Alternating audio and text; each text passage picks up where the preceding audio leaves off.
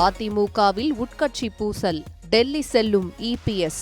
அமித்ஷாவுடனான சந்திப்பில் என்ன பேசப்படலாம்? அதிமுகவில் தற்போது என்ன நடக்கிறது? தலைமையை சுற்றி ஏன் மீண்டும் கேள்விகள் எழுகின்றன? இதுதான் இப்போது தமிழக அரசியலில் அதிமுக குறித்து பரபரப்பாக பேசப்படும் கேள்வி. சட்டப்பேரவை தேர்தல் தோல்விக்கு பிறகு அதிமுகவில் உட்கட்சி மோதல்கள் வெளிப்படையாக தெரிய தொடங்கின.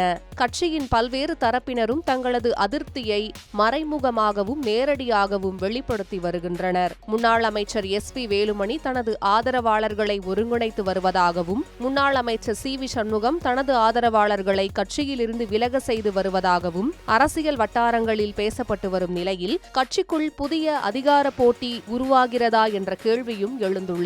இந்த சூழலில் அதிமுக பொதுச் செயலாளர் எடப்பாடி கே. பழனிசாமி கடந்த சில நாட்களாக 85 மாவட்ட நிர்வாகிகளை தனித்தனியாக சந்தித்து ஆலோசனை நடத்தியுள்ளார். மேலும் ஆகஸ்ட் மாதத்தில் செயற்குழுவை கூட்டவும் திட்டமிட்டிருப்பதாக தகவல்கள் தெரிவிக்கின்றன.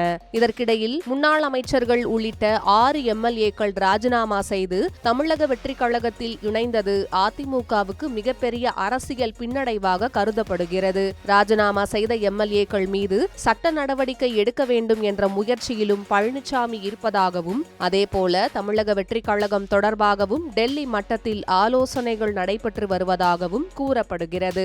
இந்நிலையில் கட்சிக்குள் நிலவும் குழப்பங்களை சமாளிக்கவும், தனது தலைமைக்கு வலுவான அரசியல் ஆதரவை உறுதிப்படுத்தவும் மத்திய உள்துறை அமைச்சர் அமித்ஷாவை சந்திக்க பழனிசாமி நேரம் கேட்டிருப்பதாக தகவல்கள் வெளியாகியுள்ளன.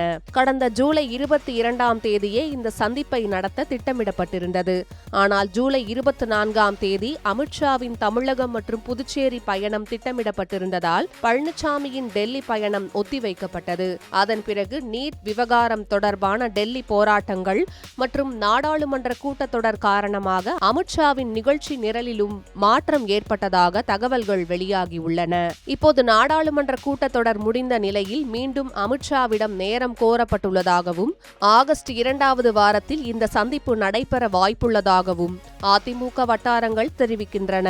இந்த சந்திப்பில் அதிமுகவின் தற்போதைய அரசியல் நிலை, கட்சிக்குள் நிலவும் அதிருப்தி, எம்எல்ஏக்கள் விலகல், எதிர்கால கூட்டணி அரசியல் உள்ளிட்ட பல்வேறு அம்சங்கள் குறித்து ஆலோசனை நடைபெற உள்ளது.